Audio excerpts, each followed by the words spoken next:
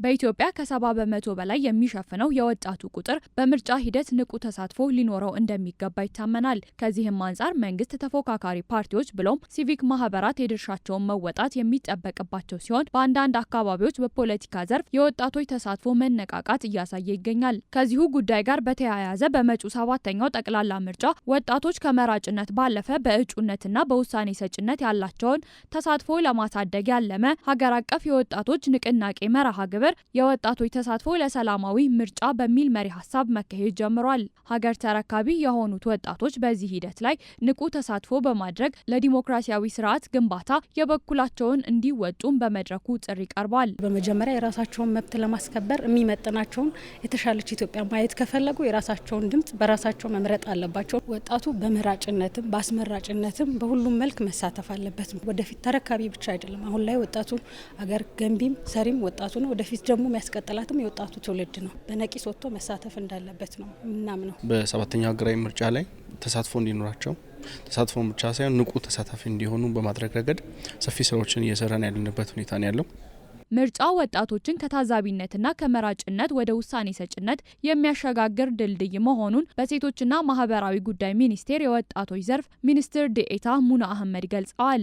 ከኢትዮጵያ አጠቃላይ የህዝብ ቁጥር ከፍተኛ ድርሻ የሚይዘውን የወጣት ኃይል በምርጫ ሂደት ውስጥ ንቁ ተሳታፊ ማድረግ የሀገሪቱን የልማትና የዲሞክራሲ ጉዞ የሚያፈጥን መሆኑን አንስተዋል። የዲሞክራሲ ስርዓት ግንባታ ዋነኛ ምሰሶ ነው።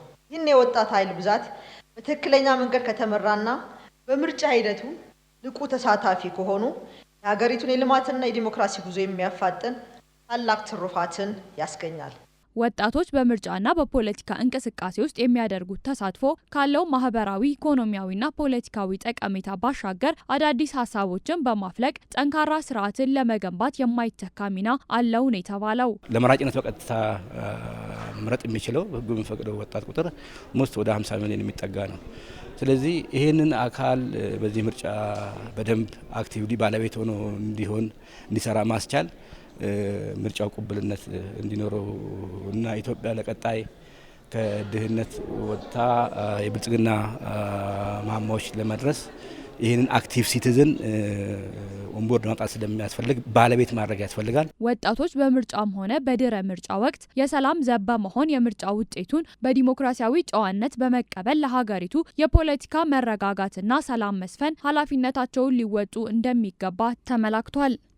ከዚህ በፊትም ያለው አስተሳሰብ እውነት ለማውራት እንደ ሀገራችን ጥሩ አይደለም። ወጣቶች አጥፊ እንደሆኑ ብቻ ነው የሚታየው። ግን አሁን ላይ ያለው ነገር የተሻለች ኢትዮጵያን እያየን ያለ ነው። ወጣቶች በሰላሙም ዘርፍ ላይ ሰፊ አስተዋጽኦ እያበረከቱ ነው ያሉትና ውጤቱ ምንም ይሁን ምን እኛ የፈለግነው ይሁን እኔ የፈለግኩት ይሁን አንተ የፈለግኩት የሚሆነውን ግን በጸጋ መቀበል እንዳለብን እናምናለን። ስበው ከምርጫው በፊትም በምርጫው ዕለትም ከድረ ምርጫ ላይ በሚኖርበት ጊዜ የተሳሳቱ መረጃዎች የመጋለጥ እድሉ ሰፊ ነው። ወጣቱ የግል አጀንዳቸውን ወጣቱ ላይ በመጫን እቅዳቸውን የመፈጸም የሚፈልጉ አካላቶች ሊኖሩ ይችላሉ።